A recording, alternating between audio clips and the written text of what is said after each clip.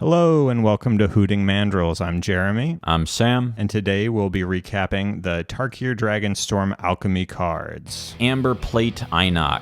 1 and a green for a dog mercenary 2/2. Has double team, so when it attacks, it conjures a duplicate of itself into your hand, and then both perpetually lose double team. And it has a pseudo survivor effect. At the beginning of your second main phase, if this creature is tapped, it endures 1. So, if it gets to attack, it draws a card. Endure either makes a token or counters it up. I think this is probably a worse 2-drop of this kind than Reluctant Role Model, and Historic is sort of not about this kind of thing. I think there is a pure green-white Convoke deck in Alchemy. Maybe it has a home there. Would have been nice to have one more good survivor in Duskmourn Limited, but it's obviously not going there either. Yeah, the only thing I can think is maybe for the Brawl players, the dog typing matters. Why doesn't it say Survival on this card? We'll never know, but yeah, it seems kind of bad. The Enduring 1 thing is definitely worse than the Flying or Lifelink counters that are possible from the Reluctant Role Model as well. Let's move on to Audacious Knuckleblade. We love the Knucks. Alright, so for Teamer, it's a Ogre Warrior Wizard 4/4 with 3 exhaust abilities. The first one is 2 and a green. Seek a card named Audacious Knuckleblade and put it onto the battlefield tapped. That's pretty sick. Exhaust 1 and a blue, Surveil 2, then untap this creature, also pretty cool. And then exhaust red, creatures you control gain haste until the end of the turn. So that includes this guy. So for 4, it's a 4/4 with haste and an exhaust trigger, which is cool. And I think that it helps with Agatha's Soul Cauldron because it kind of justifies playing loot as well in your historic deck, and maybe 1 or 2 of, whereas maybe red-green was a better idea before. And, we've got cool stuff like Track Hand Trainer in blue as well. Kind of more 1-cost exhaust is sort of the name of the game when you're trying to whip back Afterburner experts. Being another thing with exhaust for 1 red, bring back an expert with haste seems good to me. Yeah, I think there are a lot of things to recommend this card. Seems cool. I kind of wish it was printed into standard. It doesn't really seem broken or anything, but it might have made the exhaust deck a little more playable in standard, but I understand. I guess Seek, but you could make Seek search. It only seeks for 1 specific thing. Yeah, that doesn't need to be Seek. Obviously, it can't be in, real Magic that you play in paper, but yeah, it could just be search your library for a Knuckleblade and put it onto the battlefield tapped, which is also pretty powerful. Being able to do that from a Cauldron is pretty cool, even in the historic level of play. If you have 5 mana or cost reduction, I guess, you can Seek 1 and then use the ability of the new one you just brought in to untap it and flash it in effectively. Yeah, and with Track Hand Trainer, you can search just for a couple of green, just keep searching your deck and if it's under a Cauldron, God forbid, you can really just find all these Knucks in your deck. Which is potentially good. You can have blue up to counter Spell Their Wrath or whatever if it's not Day of Judgment. But cool card, I really like it. I played a lot of Knucks back in the day, so I'm excited to see Knucks back in action. Next is Territorial Strike. It was always called Territorial Strike. What are you talking about? It costs 1, a black, and a green for a sorcery. As an additional cost to cast this spell, you may behold a dragon creature. Destroy target non-land permanent. If a dragon creature was beheld, it perpetually gets +2/+2. So if you're in the business of playing some sort of cheap dragons anyway, I'm going to be talking about Fearsome Whelp a lot in this video. I think that if he got unnerfed when he rotated out of Alchemy, I would very much like the card to be good. It's certainly better if it's a 3/3. See also Changeling Outcast, certainly better if it's a 3/3. There's also Ebondeath Dracolich, which has been a pet card of mine for a while. The recursive card. It's cool to be able to recur a card a bunch if you put a perpetual buff on it. I'm not sure that that's really what Historic is going to be about, and 3 mana at sorcery speed is kinda slow and clunky for the format, but this could be a piece to a puzzle. Yeah, I think it could be maybe a better sideboard card. For certain matchups, this card is too slow. It's very bad against energy. Yeah, but in certain matchups, it might be better out of the board. I do like what you're saying about Fearsome Whelp being being a little bit less killable. And like you've said before, 3 is a lot better in Historic because a lot of the red removal is 2 damage. Yeah, the first Ribald Shanty is only 2. The first Galv Blast. First Galvanic Discharge is only 2. The first Galv Blast may only be 2 if they don't have Metalcraft yet. It's not quite as much like Timeless, where the second point of toughness matters because Bowmaster, but after that you're just gonna die to Bolt or unnerf Galv Discharge. So yeah, not really relevant. Kind of hard to count on a Jarsoul lasting long enough to recast this spell too, but you know, I don't know. All things and it doesn't have any synergy as it's not a dragon, but yeah, cool card. Sorcery speed kind of stinks, but is what it is. All right, next card is pretty cool. Call the Crash. 3 in Abzan, sorcery, conjure 2 cards named Siege Rhino onto the battlefield. You can also suspend 2 for Abzan +1. Yeah, in Historic, seems a little rough. It's so fun to double Lightning Helix all the way your opponent and get 2 4/5 tramplers, but it seems hard to play a 6 mana card. Yeah, it's expensive. It's a lot of colors, which is not what most existing rampy decks in Historic are about. It has a lot working against it, but it is fun, and 6 is a lot. That's true. 6 damage could end a game. I mean, especially if you've been like rhinoing up into that point, right? Like you're kind of if you're trying to do the Rhinos meme in Historic, this is a card you can play. Yeah, Rhino Burn with Ephemerate or something. It could be funny. I don't know. It still seems rough, but I like it anyway. I like the whole, you know, crashing footfalls into Siege Rhinos. Sort of fun. Next is Cunning Azurescale. Is an Omen Dragon. The Omen side is Divining Dive, 1 in a blue, instant Omen. Secretly choose land or non-land. Seek a card of the chosen kind. So sort of an instant speed Abundant Harvest for 2 mana that doesn't reveal. And then the dragon side is a 5/5 flash flyer for 6. When it enters, choose land or non-land, seek 2 cards of the chosen kind. So, you know, this is at its baseline sort of a decent control finisher, like just a flash threat that draws 2 good cards. That's pretty good and has a buyout of cycling for the kind of thing you're trying to cycle for. That's not too bad. It's probably not good enough on rate for Historic at 2 and 6 respectively. Fearsome Whelp does discount both sides though, which is kind of neat, and it does seek a bunch of cards. So if you're trying to do Lurker in the Deep things, that's maybe a possibility. That seems cool. Yeah, I think that the seeking 4 cards seems pretty good. You know, I don't know. Obviously, by the time you have 6 mana, there's really no reason to be seeking lands unless you're playing landfall. This is essentially draw 2 cards where your draws are good. You know, we stock up. How good is Divination if both the draws are good? Right. I mean, in Historic, not good enough, apparently. So yeah, kind of. But so maybe this card isn't good enough either. Yeah, I mean, it also could maybe see some kind of Cascade or, you know, Discover deck because of the Omen. Obviously, it could hit some garbage. It's not necessarily going to get you a Violent Outburst or whatever, but it's something to think about in a deck like that, too. Yeah, I like it. I'm going to be mentioning it a few more times throughout this video. It's a cool card. Here's another cool card that's probably not super playable. Dalkovan Outrider, 1 black and a red, 3/4, Orc Warrior, mobilize 2, and when you sacrifice a permanent, the topmost creature card in your library perpetually gets +1/+1. So, you know, you mobilize, it lives, the mobilized tokens die, or are sacrificed, and you get +2/+2 on the topmost creature in your library. Neat. There is a tier sacrifice deck in Historic, and like with every 3-drop in Mardu colors, seemingly, that gets printed into Alchemy, it is dead on arrival because it is non-compliant with Luris of the Dream Den. I don't know. This card, it's sort of cool that, like Mayhem Devil, it just cares about sacrificing any permanent. Unfortunately, the easiest way to do that is to crack a fetch land. You do have Prismatic Vista in Historic,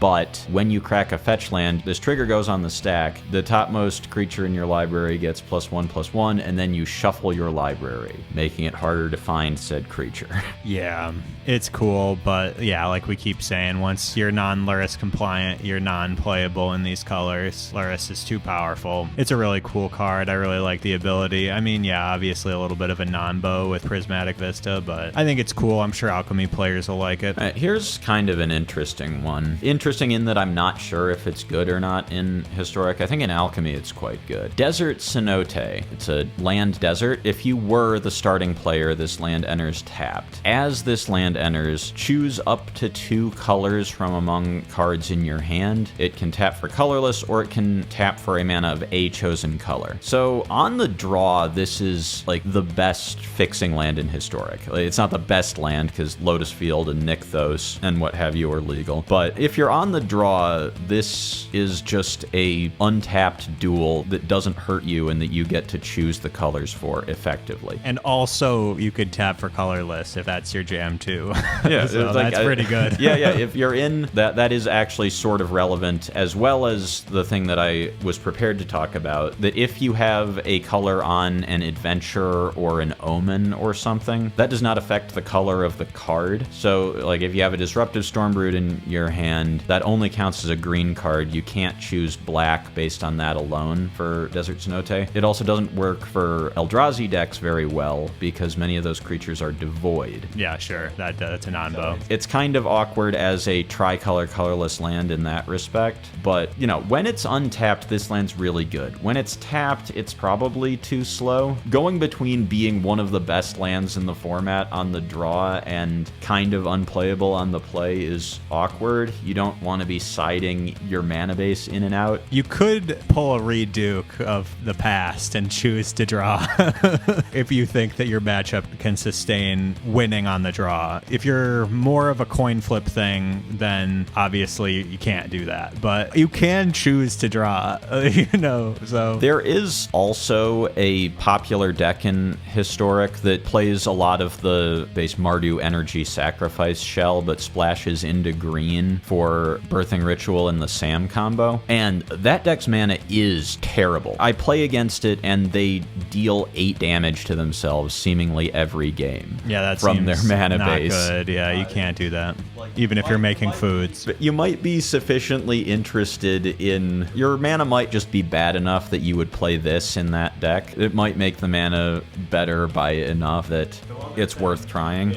I don't know. It's interesting. It's an interesting land that should be in your memory banks if you're brewing in Historic. Next is Draconic Fealty, 1 black sorcery. As an additional cost, you may behold a dragon. Target player discards a card with the greatest mana value among cards in their hand. If a dragon was beheld, exile that player's graveyard. I think this is probably worse than Dreams of Steel and Oil if you're trying to play that extra copy of Thoughtseize that also hits the graveyard and is kind of good against Flage. But yeah, I think that even if intimidation really tactics might be better. Yeah, than this one. that also. Yeah, even if you're really dragon, which you shouldn't play that over Dreams and Steel and Oil either. But yeah, I don't know. I just think that it's a card, but that we have this ability on better cards. Realistically, I mean, if you're really dragony and you're really worried about graveyard matchups, maybe. But I don't think so. I haven't even seen a City Stalker connoisseur in years. I don't really think this gets there. This card's cool. Dragon Typhoon. It's a take on Shark Typhoon, but with dragons. I'm on board. 4 red. Kindred enchantment. Kindred super type. It's a dragon, so if the enchantment is in play, it turns on Mox Jasper. You can behold it for dragon things that don't specifically need to behold dragon creatures, like pretty much anything that says behold a dragon, except that one card that we just talked about, whose name I definitely know because it didn't change. And you can also channel this card for 2 and 2 red and create a 4/4 red dragon creature token with flying. And then when it's in play as an enchantment, whenever you cast a dragon or non-creature spell, you draft a card from its spellbook and put it on the battlefield. Wow, on the battlefield, that's sick. Its spellbook is Thunderbreak Regent, Stormscale Scion, Boltwing Marauder, Magmatic Hellkite, Non-Commander Nerev, Caldera Pyromaw, and Thundermane Dragon. Caldera Pyromaw and Thundermane Dragon, if you're not familiar with them, I wasn't either, are from the Dragonstorm Commander decks. Pyromaw, when you cast instant or sorcery spells, it puts 1/1 counters on itself and then domes your opponent. And Thundermane Dragon lets you look at the top card of your library and cast creature spells with power 4 or greater from the top of your library and gives them haste. All of these are pretty good dragons to conjure onto the field for free. If you get to the point of casting this for 6 mana, you sure can just cast it, play Mox Jasper, tap Mox Jasper for a mana, cast something, and get 2 dragons that are very big and very mean. Yeah, I mean, Mox Jasper is a non-creature spell, so you'll draft 1 off that and then 1 off whatever spell you cast with the Mox Jasper. Yeah. It is also a dragon because of Kindred, so it does discount off of Fearsome Whelp and other effects that discount your dragons. The channel doesn't. The channel is okay, though. Just making a body, yeah, if you can't make it to 6 mana. 4/4 flying flash uncounterable is not that embarrassing. Yeah. Yeah, you could definitely trick somebody there. If that's half of a modal card, you're not that unhappy. Being a Kindred card that puts itself in the graveyard is maybe interesting if you care about Delirium stuff. That's true, yeah. It's very good in Delirium type things. We don't yet have Tarfire on Arena, so, you know, if you're at 4 mana, you channel this thing on your opponent's end step. It doesn't draw you a card like Shark Typhoon, but that body's real for 4. You would only get a 2/2 Shark, cycling Shark Typhoon for 4 mana. That's 2 card types by itself and a 4/4 flying body that is good to FOMO. There could be something there. Yeah, and Priz Vista is free in Historic, so it's pretty easy to get there to Delirium with the Typhoon, and if maybe it's like just some sort of backup plan or something, you know, maybe you're not even playing any dragons, it's more of an instant sorcery type thing to trigger it, and you're more focused on like just the ability to channel it in a Delirium deck. It's been a while since I saw a Shark Typhoon, but I think this is better than Shark Typhoon for decks that are interested in it. I like it. It seems fun, yeah. Even if it's not good, it's fun anyway. All right, Dragonblood Twins for 1 and a red. It's a human monk 2/2 with double team. Flurry, whenever you cast your second spell each turn until the end of turn, this creature has base power and toughness 4/4 and gains flying. So it becomes a 4/4 dragon essentially. It doesn't actually become a dragon, which could matter, but... As an aside, that was a thing that I had to check and realize that Dragon's Rage Channeler does not in fact turn into a dragon. I had been confusing him with, what's that standard card that saw some play? Sarkhan? No,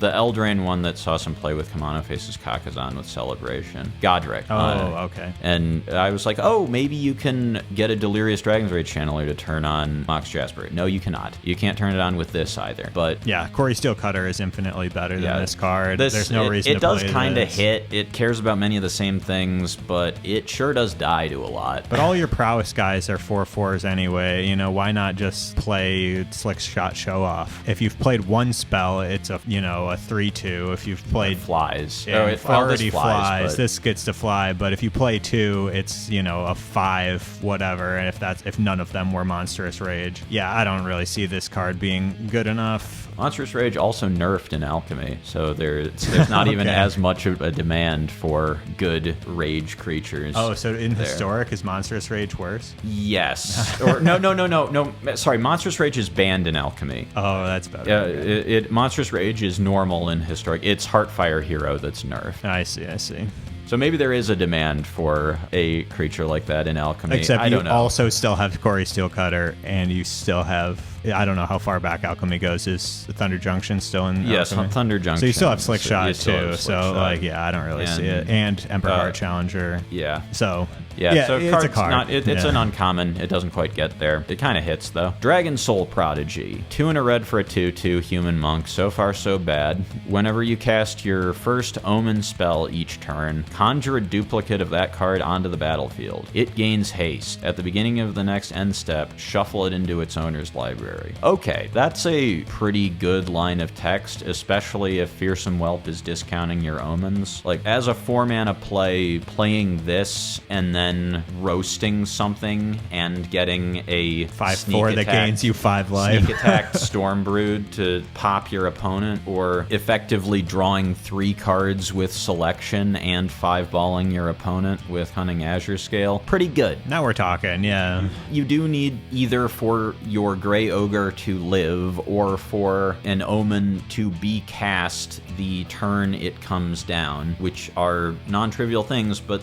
this is a powerful effect to sneak attack your Omen Dragon off of your Omen. You can play some decent dorks too if you're interested in all that. Like, you could play, you know, none of this stuff is legendary, so obviously Halfling's not the best. You can play it. You can play Birds of Paradise. You could play, you know. We should get Noble and Ignoble Hierarch in Historic. Those would be good additions. I really think so. I really like those cards, but yeah, we'll see if they can do stuff like that for us someday. But yeah, I think this card is cool. I really like that. Roast plus 5 damage plus a 5 in the air is pretty sick, right? I mean, that's kind of a lot of mana in a format that goes really fast, but this card's definitely it seems good. This card's definitely cool. There is power there. It not being a dragon itself is kind of awkward in a deck like that it itself is not discounted by Fearsome Whelp. If this were a 2/2 non-flying dragon, I don't know, Ominous Egg or something, then I would definitely be all about it. For sure, yeah. As is, I'm not sure, but I want to like it. You can play that stupid ley line from Standard that makes all of your creatures dragons, I guess.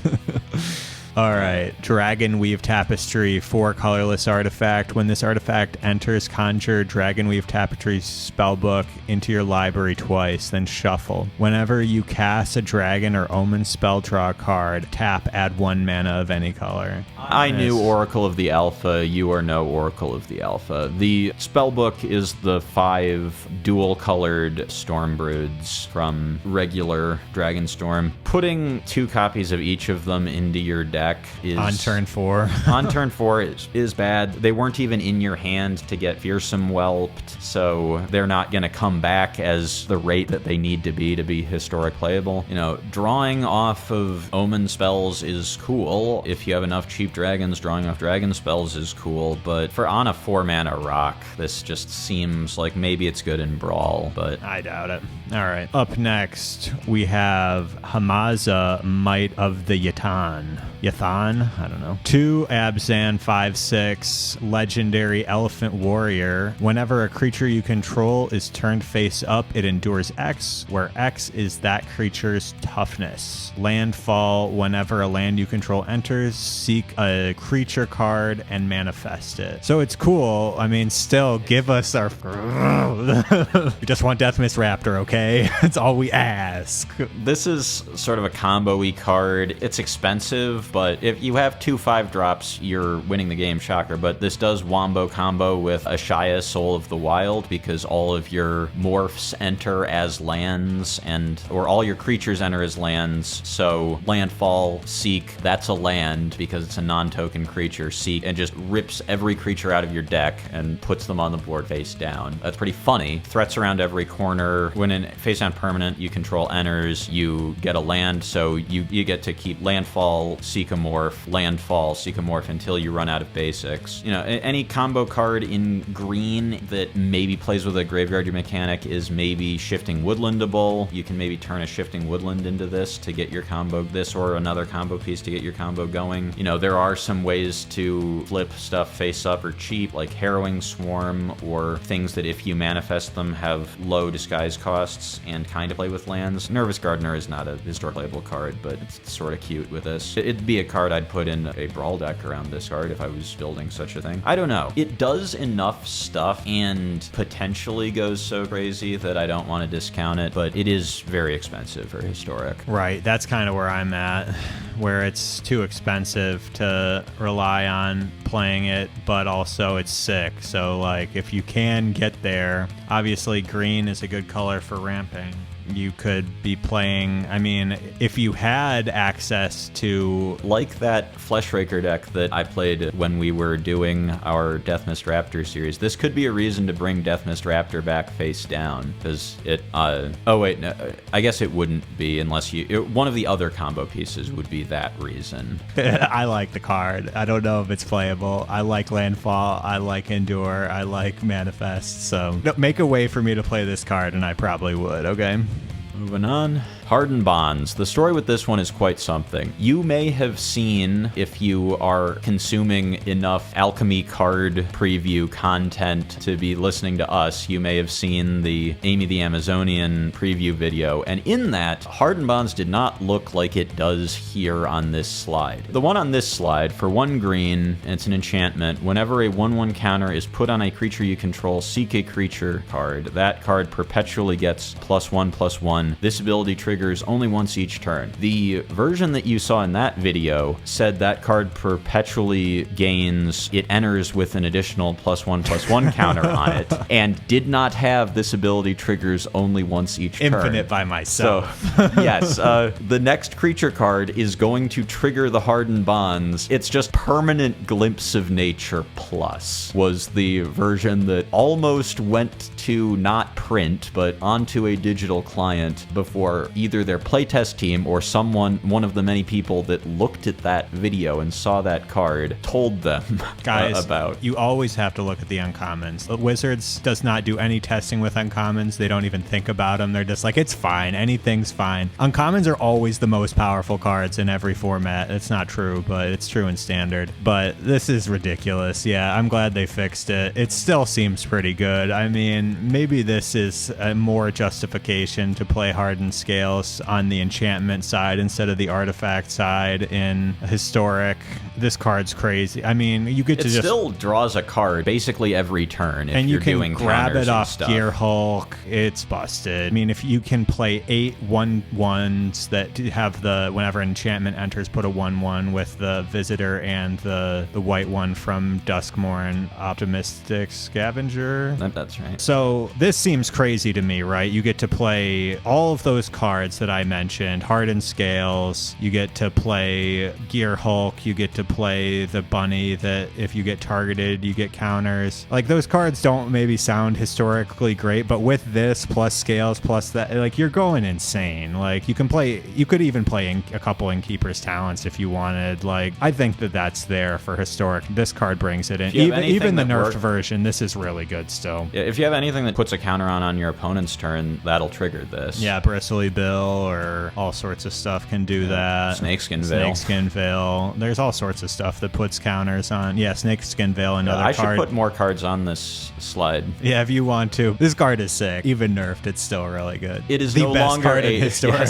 Yes, it is no longer a Nadu level mistake, but yeah, it's pretty good. All right, next up we have Illuminating Lash for a blue and a red sorcery. Illuminating Lash deals 3 damage to any target. You get a one-time boon with when you cast a non-creature spell, draw a card. It's okay. This card is just... It's pretty good. It has a lot of competition. It is sorcery speed. It does go face, which the Wizards deck cares about. It has a lot of competition in the Chorus package and traditional Wizards cards like Wizards Lightning, Expressive Iteration, and so on. But it is pretty close to red and a blue Bolt plus draw. It's about as close to that as it could be. Unnerf Orcish Bowmaster in Historic. No, I keep saying this. It's not really a good idea, but if you guys want to keep putting busted draw cards in Historic, we should bring back the Orc. I don't know. It's a dumb take. I like to say it anyway, though. But that's mostly in regards to Hymn to the Ages just being completely ridiculous. But yeah, this card's cool. I don't think it's format breaking, but yeah, I could definitely see Wizards playing it. It's like one more really good card in a space where there are a lot of really good cards in Historic. A space where there are more really good cards in Historic, I would say, than there are in Modern. Yeah, this card doesn't need to exist. but it does. So the only thing that stops this card from being insane is sorcery speed. Sorcery speed and how much competition it has. I think in standard this card would be very good. Yeah, I think so. And alchemy, it has much of the same competition. I really don't know why they did that with the choruses. It's a mystery to me. This card could certainly be very, very good. All right, next we have Lamb, Storm Crane Elder, 2/2 white 3/3 human monk prowess legendary. Whenever you cast a non-creature spell, conjure a card named Monastery Mentor onto the battlefield. So we're just getting silly at this point, where you play this guy, you play Mox's, he's legendary, so that turns on Mox Amber. You get Monastery Mentor, you cast you play the Mox Amber, get the Mentor, then you cast a spell off the Mox Amber, get a Mentor and a monk. You're going pretty nuts at that point. It's probably too expensive to play, but it seems really fun. It does sure go out of reach of all the unearth type effects that you like to play with Mentor. The unearth, yeah. But I mean, you could persist it, but it's legendary.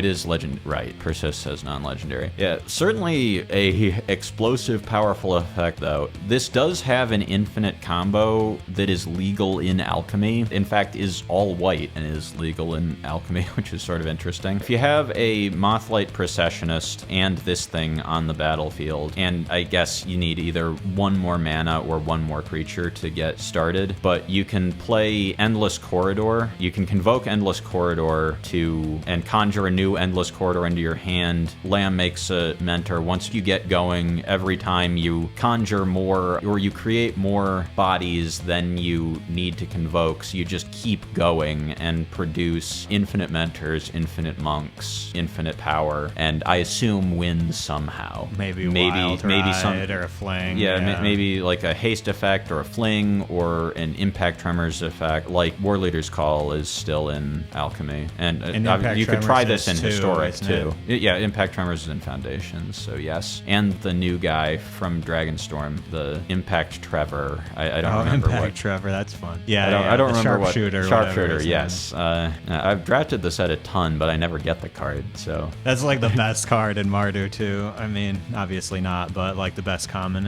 Or is it uncommon? I don't even know. I think it is an uncommon, which is part of why I never see it. But yeah, there's stuff you can do with this card. I like it. Yeah, it's one of those fun kind of cards. I don't know if it works or not in historic, but it probably does, to be honest. Historic seems a lot more likely that you'd be able to like figure out a way to spin your wheels till you win, even off of that Moonlight Endless Corridor combo. All right, next is Mardu Thunderkite. Mardu mana, it's a dragon, flying, mobilize 2. When this creature enters, creatures you control perpetually gain your choice of menace, lifelink, or haste. So this can either be a hasty 2/4 mobilize with relevant typing, or it can buff your board, make them harder to block, or life swing. You can also maybe haste it in and then blink it. It will still have its perpetual haste and can start handing out menace or lifelink. It's good at turning on Mox Jasper. It's good at both turning on and pressuring Invasion of Tarkir. It does not play nice with Fearsome Whelp because it doesn't have generic cost to reduce. It does play well with Ephemerate, where you can just get hasted back. Even if you choose a different one first, you can still get haste, get menace, it'll retain the perpetual haste. Those things are forever. Yeah. Those things are forever for all your creatures. I think that, once again, this is a Mardu card, so you don't have to play a different deck. It's for a different deck, yeah. So you don't have to play Lurrus. Lurrus Dragons would be a funny concept, but you don't have to jump through that. But honestly, it's kind of just a ridiculous card, even in just like a Mardu deck. I mean, it also gets hit off Collected Company. I could easily see playing a 4-color deck. 4-color Dragon Company. That's what Historic is supposed to. They don't have to be dragons, though. It's all creature types. Anything gets these abilities. So you could just play this in any old deck, right? Your mobilized tokens get this stuff too. This card seems good to me. I don't know. I definitely want to like it. I think it's pretty good. If there's a smokestack who will play a 4-colored Collected Company deck, it's me. So you know? Like, I like this card. I think this card's really fun. I love all your creatures, like, I get it, Arena of Glory is great and kind of makes the haste thing, but all your creatures have Menace, Lifelink, Haste forever. There's nothing they can do about those things. That's pretty busted, right? Like, I don't know. It seems good to me. Oasis of Renewal. This is Sultai mana, legendary enchantment. When Oasis of Renewal enters, and whenever a land card leaves your graveyard, seek a land card. This ability triggers only once each turn. And when Oasis of Renewal enters, and whenever a non-land card leaves your graveyard, seek a non-land card. This ability triggers only once each turn. So you play it, and it's kind of a bad stock up that's hard to cast. You seek a land and a non-land. Bad stock up / divination, but it then sits around, and if you can trigger it on subsequent turns, you can keep drawing cards with it, and then it's a 3-mana draw engine that's pretty good, but has kind of steep requirements on it. I'm not sure how much to like this card. It seems really, yeah. I mean, obviously with blue, you get to play Psychic Frog in your Insidious Roots deck, which I think is That's powerful. true. You can jump Frog on your opponent's turn to trigger both modes on this, as long as you pick both a land and a non-land in this. Mentioning Psychic Frog makes me like this a lot more. I am not sure why I didn't think of that card, but... Well, you do a lot when you make these slideshows. Thinking of every card that's going to be good with them is hard. Thinking of Psychic Frog is not hard because it's the best card. No, it's not the best, but it is a very powerful It's a very card. powerful creature that... If I see blue and black and we're talking about Historic, I'm thinking about Psychic Frog because that's one of my favorite cards in Historic. But yeah, I think that this card is cool. I think that Psychic Frog is cool. Yeah, like the thing with Insidious Roots is like, are you drawn towards a Ketramos type thing or are you drawn towards a Psychic Frog type thing, right? And this certainly plays into the Psychic Frog, you know, getting more stuff to discard with Psychic Frog or whatever, you know, not bad. You know, you can also be doing like Delve, Forage, any sort of land recursion. Land recursion, yeah. Or creature recursion like Chthonian Nightmare. There's a lot of things you can do with this card. The turn you play it is... That sucks, The turn you play it, it's kind of a divination, but then it's a divination that you just keep getting every turn, and that's much better. There's definitely some possibility to play this card. There's a potential for this card I would to only just probably play one. There's a potential for this card to be kind of slow and kind of bad. There's a potential for this card to just be Beanstalk and be insane. And might have to brew and play with it a little to figure out which it is. Certainly. All right. Up next, we have Pampered Loamfrill. 1 green, 1/1 Death Touch. Lizard. All right. Renew. 1 and a green. Exile this card from your graveyard. Conjure a duplicate of another target creature card in your graveyard onto the top of your library. The duplicate perpetually gets +1/+1 and gains Death Touch. Activate only as a sorcery. You know, I love Death Touch cards. I do. You're the foremost Finn the Fangbearer enjoyer, maybe anywhere. What do you think of getting back a Rot Priest with this? That is definitely, yeah, what you're thinking, right? Because you have to put it on top of your library, but a 2/3 Rot Priest, like you said, Historic, doesn't necessarily deal with 3 toughness great, and getting 2 poison counters over that is pretty devastating, especially if you have protection too, right? So I definitely like that. It does fit in a Finn the Fangbearer deck. It doesn't play nice with the insect theme from whatever that other alchemy. Yeah, I'm a little off the insect. I mean, since they've printed Finn into Standard, I usually have been trying any Finn the Fangbearer brews there instead of in Historic, as Historic is not friendly, but neither is Standard, but, you know, you take what you can get, I guess. I like the card a lot. I wonder if... I think that you still have to be green-black for any Finn the Fangbearer deck, but yeah, I mean, you could go pretty heavy green with this. Rot Priest has unfortunately rotated, and all the other toxic cards have rotated out of Alchemy by now. So even if you ever were to consider that as a solution, it is not one. Yeah, they also printed a really cool new Death Toucher in the regular Tarkir, being the Dragon Sniper. Oh, yeah. That card seems gas, and if in the Fangbearer deck, you know, like, it's pretty much a free attack every single turn with that card. And, you know, 2 poison counters a turn, or, you know, get rid of whatever creature you got is pretty decent. But yeah, this card seems cool. I like it. Yeah, another sort of relevant thing with this card is that you can, with this, put the whole Ygra combo. So if you Buried Alive for Ygra, Cauldron Familiar, and this can conjure a duplicate Cauldron Familiar on the top of your library to maybe get into play. You know, assuming you didn't have a food to or creature to start the loop by Buried Alive for Ygra 2 familiars. Ygra makes everything. So foods, if you can Shifting Woodland into a Ygra, and this can maybe be a one of in that sort of combo deck to be a way to help start up that combo off of Buried Alive, or maybe you just play more of it in. Yeah, I was that trying to deck. think if in Alchemy you could Lightfoot Dancers some kind. I mean, it seems to be pretty good with Lightfoot Dancers in Alchemy as well.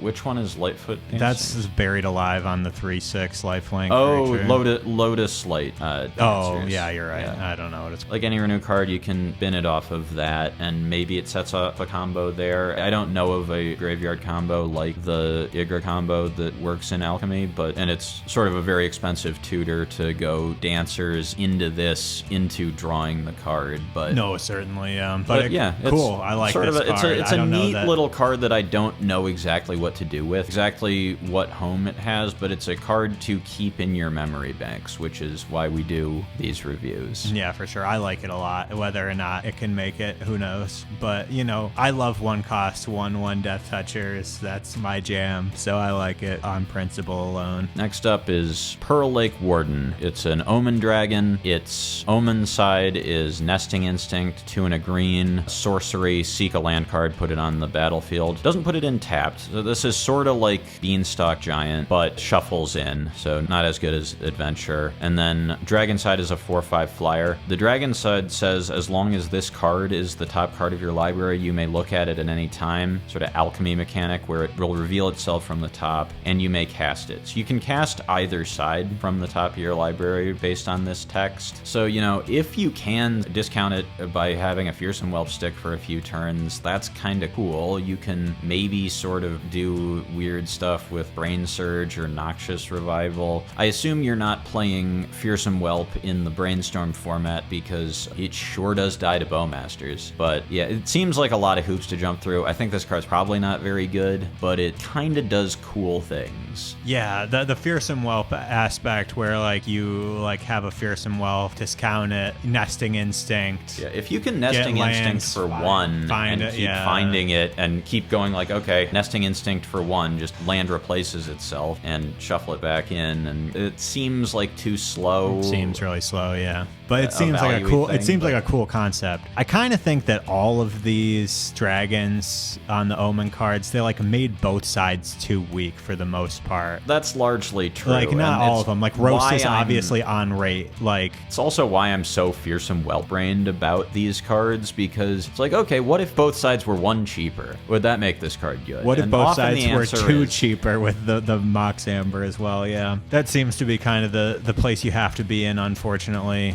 I kind of wish that Omen was better than it is, but, you know, it's still cool. I like dragons. I'd like to see some of these cards see some play somehow. All right, next is Runeblade Raiser. 1 black, 2/1 enters tapped. Sort of a alchemized take on, you know, these Bloodsoaked Champion, Forsaken Miner, these recursive enters tapped or can't block black 1-drops. When it dies, return it to the battlefield under its owner's control. It perpetually loses this ability. So it scams itself back once. I think it's probably just not quite there in Historic. You want the infinite scams. I don't know. You usually don't want just a... Like, this aggro rate is not as impressive in Historic. It's not terrible, but are you trying to to play an aggressive 1-drop in your Root Sea deck, or are you trying to combo? You're probably trying to combo. Right. You want to have infinite recursion. Just like doesn't do enough. Here's an card that has infinite recursion, but too expensive probably. This card's called Sibsig's Artisan for 1 and a black 3/2 Human Artificer. Renew 1 black, exile this card from your graveyard, put 3 1/1 counters on a target creature you control. It perpetually gains this ability. Activate only as a sorcery. Right.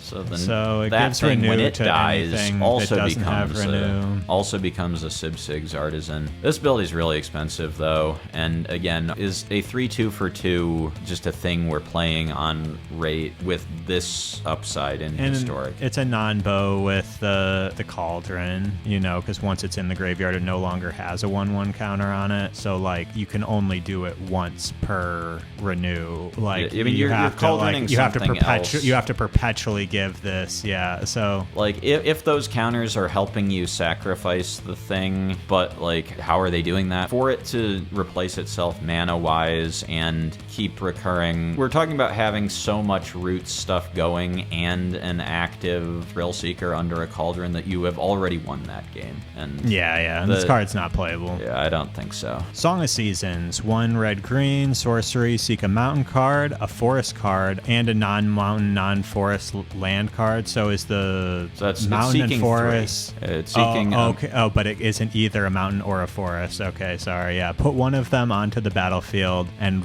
one of them into your graveyard. So the remaining one stays in your hand. This is sort of a buffed Cultivate. Cultivate is not really a playable historic card. It puts the land, which is not necessarily a basic, into play untapped, or potentially untapped, unless the land would come in tapped normally, and puts a land in your graveyard and a sorcery in your graveyard if you care about that sort of thing. So, you know, I don't think this card is great, but if you're building your mana base around something like Shifting Woodland or Arena of Glory, it is likely that you will have that be one of very few non-mountain, non-forests in your deck. You may care about getting Delirium enough, especially in Woodland, that you would play Prismatic Vista, but still, in Historic, you are likely to have relatively few hits for the non-mountain, non-forest. If you want to build your mana base that way, you probably can to make this a pseudo-tutor for some pretty good lands. Mostly these two. It's probably harder for other utility lands to be really in on like a creativity style all mountains or all forests mana base. Maybe you could play a creativity deck, Teamer Creativity, you're interested in this. Maybe your only non-mountain lands are like Mutavaults and or Colony Gardens to create creativity material. I don't know. Right, it could be Valgavoth's Lair if you're trying to get Delirium. That's a different deck, obviously, but like you could only have a Valgavoth's Lair or an artifact land. Or an artifact land of some kind, it seems I was kind of hard to thinking build maybe like your a mana base that Crucible, way, like a landfall deck with that new Crucible of Worlds card from Dragonstorm where you could like always get a Pris Vista, you know, where all of your non-mountain forests are Pris Vistas, and you could, you know, get that to your graveyard. We're obviously still missing Wrenn and 6 from...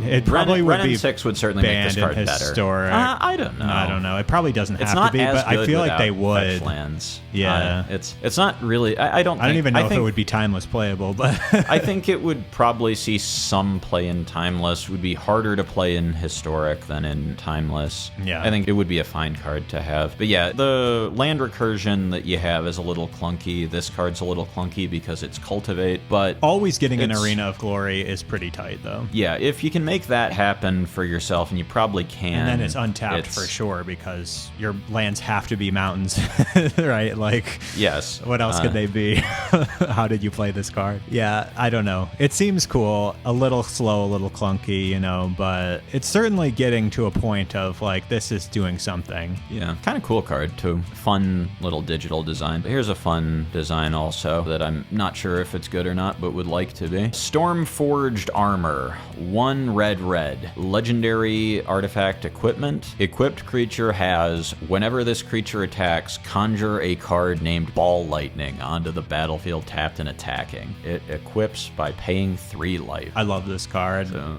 it's like Mobilize, but Mobilize a Ball Lightning.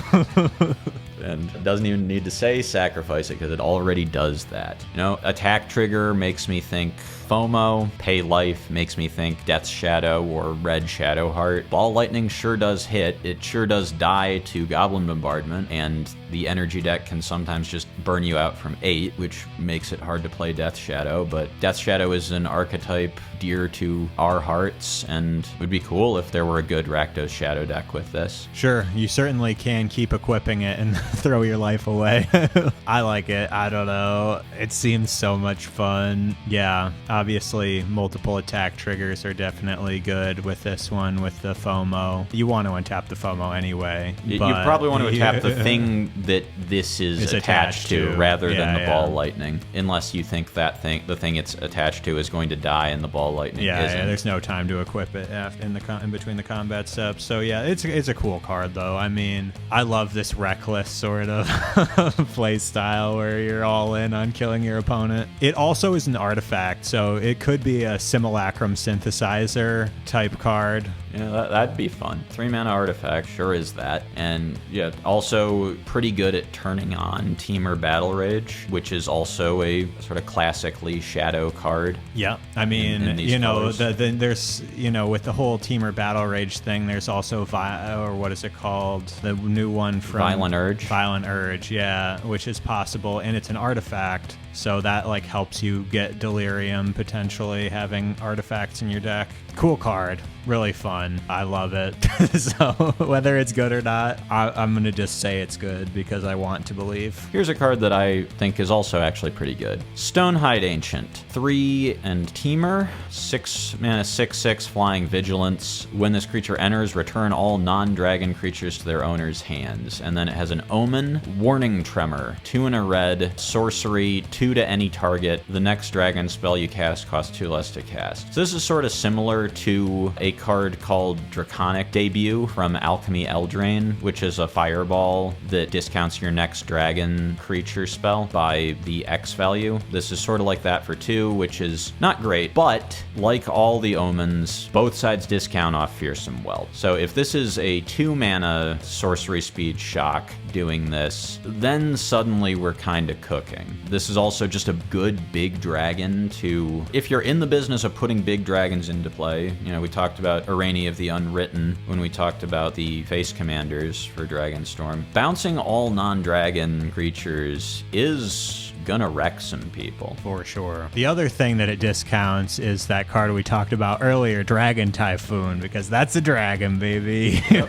So that's kind of fun too. You can shock something, and then in your probably kind of big, kind of control-y deck is the sort of deck where you would play a Shark Typhoon. Yep, you sure can shock something and get your kind of storm, play a lot of cheap stuff card to itself be cheap, which is good. So yeah, I like this card. I think it's fun. Once again, both things are pretty expensive, but at least the 6/6 bounce all non-dragons, flying vigilance for 6. That's on rate. That's fine. And the Warning Tremor is off rate for 3 damage to deal 2, but discounting your next dragon spell 2 is a pretty big deal. You're already playing green, so you can play Malevolent Rumble in this deck. You can get ramp, you can get the cards you need. I like it. I think it could be fun and sort of like a Temur Dragon control. You could play that dragon board wipe that landfalls out of Tarkir. Seems cool to me. I think there's something going on with this card. I'm certainly going to try it. All right, next is Swiftspear's Teachings, 1 red sorcery. Being a sorcery makes this not Swiftspear's Teachings, but I'll let you have it. You get a 1-time boon with when you cast a creature spell, it gains prowess and haste, draw a card. I love this card. I don't care that it's a sorcery, honestly. It might even be better because of being a sorcery, because of FOMO and stuff. Yeah, I don't know. I love prowess,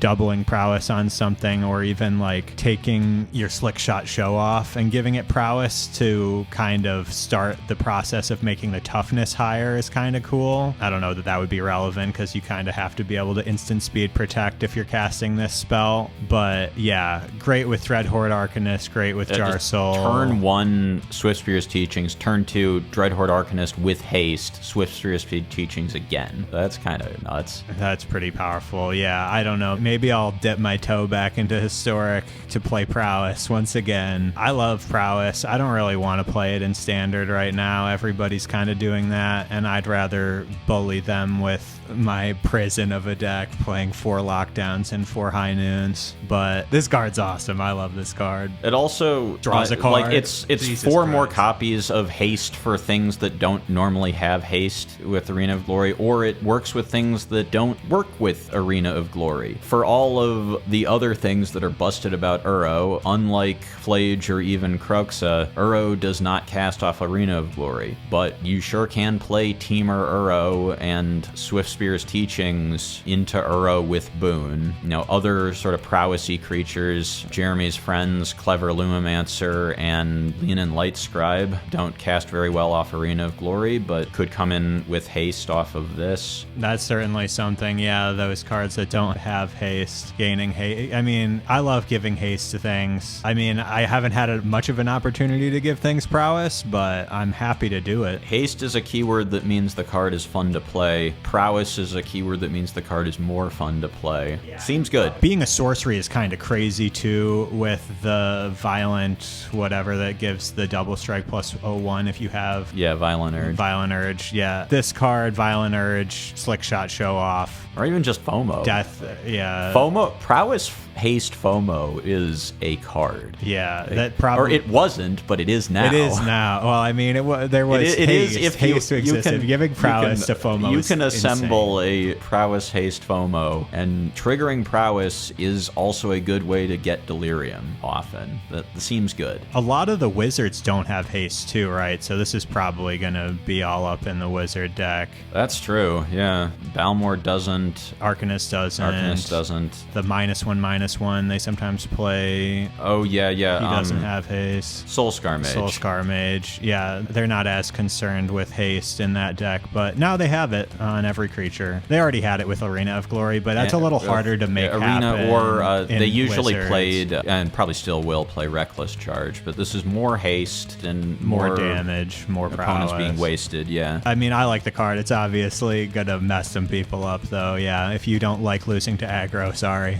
Okay. Here's an interesting one that I'm not sure what to make of. Thunderbond Vanguard. 2 and a white, human warrior. Power and toughness are each equal to the number of creatures you control. So kind of a effect that you see a lot usually isn't very good. Each creature token you control enters as a copy of this creature. That's a line of text. Like, this is like where we start to get powerful enough to be like, do I need Lurrus actually? No, you still do, but well, like, it doesn't play nice with Lurrus. It also doesn't play nice with Ajani, who cares about the tokens being cats. So I think the energy decks in Historic and Timeless are not very interested in this card. But a token deck, This card maybe. sure does play real nice with both Ocelot Pride and Orcish Bowmasters, though. Your Orc army enters not as an army, but as Bunicorn. as not as actually. yeah. It's just a number of the creatures, but still close. As a big thing, it also means every time you trigger Bowmasters, you will never have an army, so you will just Make another one. Keep making Vanguards. If you have this in play, your opponent brainstorms looking for an answer to it, and you Bowmaster them. They are very dead, and it's very funny. But, you know, it does cost 3 mana, but, like, that's powerful.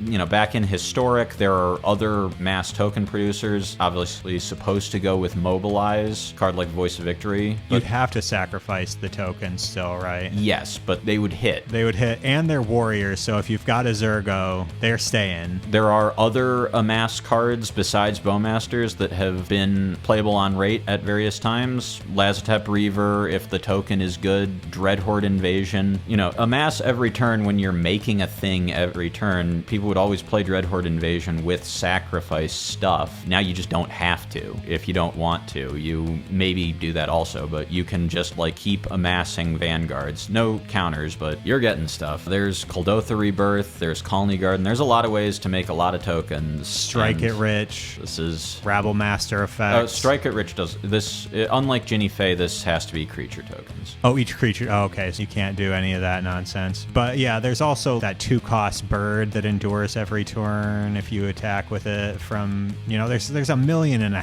ways to make a creature token. Like this seems breakable. All right, Ureni's Council, 6 and a blue sorcery. This spell costs 1 loss to cast for each dragon card in your library. Seek a dragon card, harmonize 8 red. Yeah, so I think you play this most of the time. It's this. You have a package of 8 omen spells that you think are good enough in your Beans deck or your Cascade deck or your Karuga deck or your Cascade Beans deck, which is a thing that people did in Modern when Beans was legal and which you could do in Historic. Just playing 4 extra copies of Beans with the outburst. Yeah. It was 8 extra copies of Beans, or I think some of them played both. Oh, because you just like just spin as many spin the wheel, keep going until you have enough beans to draw the make Beans, to win the cast game. Fury. They tried Elder Deep Fiend and that was fun, but ended up not being optimal. You could play Elder Deep Fiend in Historic though, if you wanted to play Cascade Beans. You can't play Fury or Solitude; it's not allowed. But yeah, basically it's just a cantrip that maybe you meet the deck building restriction for and care about triggering Beans or care about triggering Beans. Yeah, I thought you would like this card a lot. I don't know. Yeah, I thought it's kind of hard to play blue and minion, right? Yeah, you don't really that's the other colors. thing is that maybe you have a deck where you play about 8 dragons and care about finding them. And I was wondering if I could think of a deck like that. The closest I got was minion, but like I feel like if you wanted to play more copies of big dragons to cheat out with minion, you would just do that. That you want between 6 and 8, and you don't right. This really card could just be a dragon. In your you don't hand really want to play a tutor for them if the tutor can't find minion as well. Yeah. Also, that deck doesn't really want to be blue, or it doesn't have a lot of incentives to be blue. Yeah, and playing stuff like Mana Confluence to try and fix is just not worth it. Yeah, it's sad. This card has potential. Like if you're already playing so many dragons, wouldn't 4 more of them or however many you were going to play of this card just being more dragons that win the game? Yeah, it would have to be where you want to play a dragon that you care enough about finding to tutor for it, and that already has another very similar dragon for redundancy, because you need to be playing at least 8 dragons in your deck for this to cost 1 mana, which you kind of really want it to. And minion is the closest thing I could think of to a deck like that has a couple of particular big dragons it cares about finding, but it doesn't care enough about finding them that you even play 8. Like usually it's 4 Terror Mount Velis and then 3 Zeatora or 2 Zeatora, or maybe you would do 2 Zeatora, 1 Ureni of the Unwritten now. Ureni, that's the one from Standard? No, that's the commander one that spins the wheel and finds another dragon and puts it into play. I kind of like the one from Standard having Prot White and Black. Is that like good enough against Saint Olenda or no? It sort of doesn't matter because you want if you're minioning, you should be killing Yeah, if you're minioning, you're them. Winning on the spot. Yeah. Well, I was just like thinking in general, maybe you need to find your Ureni. I don't know, but it only seeks a card, so you have to have enough drag. I don't really think. Yeah, it seems really clunky and difficult to make work. I think the cascading and beansing seems a more plausible home for this card, but it's cool. It's cool and fun. Yeah, I like the card, but it's not necessarily possible right now. It's a card that, again, to think about, and that certainly could do something in a deck that meets the particular restrictions that it imposes on you, which is cool. And yeah, it's fun. Cool to try and work cards. around tough workarounds, but like sometimes cards you like get a this cool around. Payoff. Yeah, for sure. All right, Waystone's Guidance, 1 and a white enchantment. Attacking tokens you control get +1/0. Whenever you cast your first creature spell each turn, that spell gains mobilize 2. Is that so? Not perpetually. Yes, the creature comes in with and has until it dies. I think that might be why they phrased it that way. So maybe if you get it back, it doesn't still have mobilize. It's written written kind of weirdly, but the creature will come into play and have Mobilize at least for as long as it lives. This card seems good, though, in my opinion. If there's some... I mean, Mobilize is, like, largely held out of Historic by Lurrus. Well... But with this, you know, maybe... Like, I don't even know that you play this in a dedicated Mobilize deck. Maybe you just play it in a deck with... tokens. Retrofitter, Foundry, Ornithopter thing. I mean, it's a 2-mana enchantment that doesn't itself affect the board, but, like, you play this, you play an Ornithopter. Ornithopter has Mobilize. That's a good thing for an Ornithopter to have. Yeah, you've kind of, like, built your own Dalkovan, like, go in whatever, Pack Beast or whatever. Yeah, you get to live the experience of Dalkovan Pack Beasting people in Limited, but in Constructed, and it's maybe powerful enough. Like, swing with an Ornithopter that they can't block easily and get two 2/1s coming at them. It's really good with flash creatures, yeah, too, because you can do it on both your turn and their turn. In Timeless, every card has a higher bar to clear in Timeless, but Bowmaster with Mobilize is strong. Yeah. Like, it makes the army attack harder too. If you have one of these and you Bowmaster someone and someone taps out for something, you Bowmaster them end step, that is 8 damage. Wow. You shoot their face, you attack with the Bowmaster, you attack with the army. The army is an attacking token. It has +1/+0. You mobilize 2. Those are also 2/1s coming in. That's a lot of damage pretty fast, yeah. Yeah, nice fetch shock mana base. Right. I think this card's cool. I think it's very powerful. And it would probably be too powerful to perpetually gain the Mobilize. I'm fine with it being when this it's alive. This card actually is Lurrus compliant, too. You can if play they blow it up, Lurrus, you can get it back with Lurrus if you want to do that. And that seems powerful, too, yeah. Being Lurrus compliant, always a good thing to be in the digital formats. Okay. Here's another one with an interesting story. So, if you saw the Amy video, this was shown there as red and a white, and oh boy would this card be busted if it cost red and a white. It actually costs Jeskai mana. Xho Cai, Flickering Talon, 2/3 Flying Vigilance Haste. When it enters, the next non-creature spell you cast costs 1 less to cast, and Flurry, when you cast your second spell each turn, exile up to 1 target creature you control, then return it to the battlefield under its owner's control. Yeah, I mean, this thing is 3 is a lot more than 2, whether we're talking about mana or colors, and we're talking about both. These are powerful lines of text, though. There sure are a lot of non-creature spells that have generic costs in them. This thing can blink other things or itself. Yeah, that's what I was thinking. You can blink itself and keep discounting by 1 at least, you know, the next spells you can, even if you don't get the repeated flurry trigger, obviously. You do get the reduction trigger, and it still has haste and vigilance. It's also so even if you do this just your next pre-combat non-creature spell. So even if you, it doesn't even say till the end of turn. Jeez. Yeah. It's a digital design. Busted. Yeah, this card's fun. I think it's still good, even though it's not like completely broken. It could be. I think Jeskai